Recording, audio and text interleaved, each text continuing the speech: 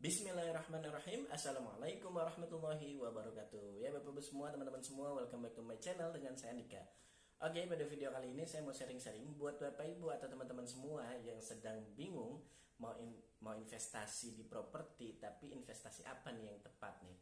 Gitu ya. Apakah saya harus investasi kontrakan misalnya kos-kosan, atau saya investasi tanah aja, atau mau investasi tanah kafling? Nah, itu seperti apa?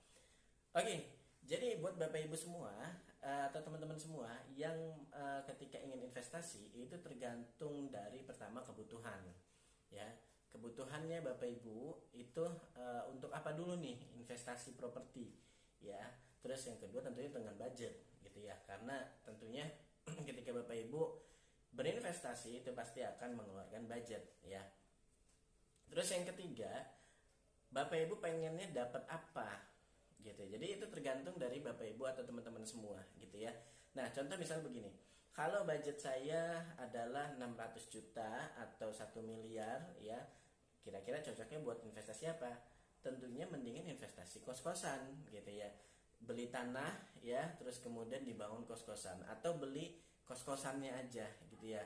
Nah, itu lebih menguntungkan, gitu ya. Jadi Bapak Ibu langsung dapat passive income, ya, dapat income-nya, produknya, produksi dari produktifnya dari si properti tersebut, gitu ya.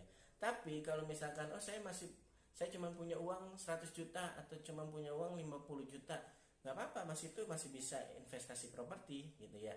Nah, bisa misalkan tanah kafling, ya, seperti tanah kafling itu ada di daerah Bogor Timur, ya. Itu ada tanah kafling 39 juta per 100 meter, mulai dari 39 juta per 100 meter, gitu ya. Nah, itu bisa buat apa? Pertama, tentunya capital gain, ya. Terus yang kedua, bisa juga misalkan, nah, ketika Bapak Ibu lihat pengen investasi, ya, investasi misalnya dengan budget cuman 50 juta, gitu ya. Itu tetap masih bisa investasi. Contohnya seperti tadi tanah kafling. Nah, cuman tanah kafling seperti apa nih, ya, yang perlu yang cocok, gitu ya, untuk kita investasikan, gitu ya. Tentunya kalau kita investasi dengan modal tidak terlalu besar, ya, itu tentunya lokasinya tidak di tengah kota, biasanya agak masuk ke dalam, gitu ya, atau misalnya di pinggir pinggir perbatasan kota, gitu ya, atau masuknya kabupaten, gitu ya. Nah, cuman ketika kita apakah di kabupaten, kalau di kabupaten, di desa, gitu ya, seolah-olah tidak produktif, ya, propertinya, padahal tetap bisa produktif, Bapak Ibu, ya. Tergantung kita investasinya di mana, gitu ya. Kayak kita misalnya beli tanah di Bogor Timur nih, contoh ya. Di Bogor Timur itu ada banyak tanah kosong, ya, tanah-tanah murah itu banyak banget, ya, Bapak Ibu, ya. Nah, cuman ketika Bapak Ibu beli tanahnya murah lewat warga, apakah itu akan produktif, gitu ya? Nah, akan ada PR lagi. Bapak Ibu harus nyewa orang untuk jagain, gitu ya, ngerawat tanah yang dibeli. Ini kalau lewat warga, ya. Terus kemudian tapi memang harganya Bapak Ibu bisa dapat lebih murah, gitu ya. Terus Bapak Ibu ya udah cuman dapat tanah aja, gitu ya. Nggak bisa diproduktifkan kecuali Bapak Ibu bekerja sama dengan warga, gitu ya. Nah, tapi kalau itu sisi baiknya, gitu ya, sisi baiknya harganya murah, gitu ya. Nah, kalau di developer itu biasanya lebih enak, ya, tapi memang harganya, sisi kekurangannya, ya, harganya tidak semurah bila dibandingkan dengan beli di warga, ya, karena memang raw jalannya sudah ada, gitu ya, kalau di developer. Terus kemudian juga kawasannya itu sudah terbentuk, jadi Bapak Ibu nggak perlu datengin orang lagi, gitu ya, untuk datengin traffic. Itu udah kerjaannya si developer.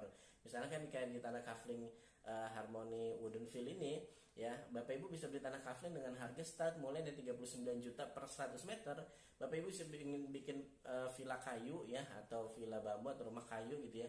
Terus kemudian nanti disewakan. Nah, tentunya kalau mau investasi seperti ini, Bapak Ibu harus lihat dulu potensial enggak, gitu ya, untuk lokasinya.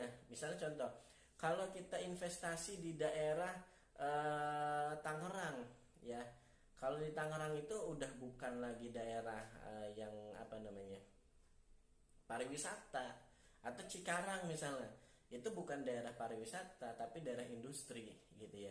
Tapi kalau di Bogor, nah di Bogor ini ada macam-macam, ada daerah pemukiman, ada daerah pariwisata. Salah satunya adalah di Bogor Timur. Di Bogor Timur ini pemekaran Kabupaten Bogor ya, menjadi Kabupaten Bogor Timur itu apa namanya fokusnya ya kepada sektor pariwisata kalau Bogor Timur. Nah ini menjadi peluang gitu ya. Bapak Ibu bikin villa kayu misalkan, atau villa bambu gitu ya, atau rumah kayu gitu ya, nanti disewain gitu. Atau bisa bikin kebun-kebunan gitu ya, nanti bisa jadi kebun untuk apa namanya ini ada kebun, kita bikin kebun durian atau kebun apa gitu ya. Nah seperti itu Bapak Ibu. Dan enaknya lagi kalau di developer, Bapak Ibu nggak perlu nyewa orang untuk ngejagain itu tanah gitu ya. Karena apa? Karena sudah barang tentu udah ada batas-batasnya gitu ya. Sudah ada pagar kelilingnya biasanya kalau developer ya. Terus kemudian ada patok-patoknya yang jelas kayak gitu. Jadi nggak mungkin ada orang, jarang sekali ya, bahkan kayaknya nggak pernah nemu orang pemilik tetangga sebelah ngegeser patok tetangganya gitu ya, nggak ada biasanya kayak gitu. Tapi kalau kita beli di warga, memang harganya lebih murah, itu keuntungannya. Tapi resikonya adalah patoknya kemungkinan akan digeser gitu, banyak terjadi seperti itu. Nah tergantung Bapak Ibu kebutuhannya untuk apa. Nah kalau untuk investasi tanah kafling, ada tanah kafling murah, harganya start dari 39 juta per 100 meter ya. Nah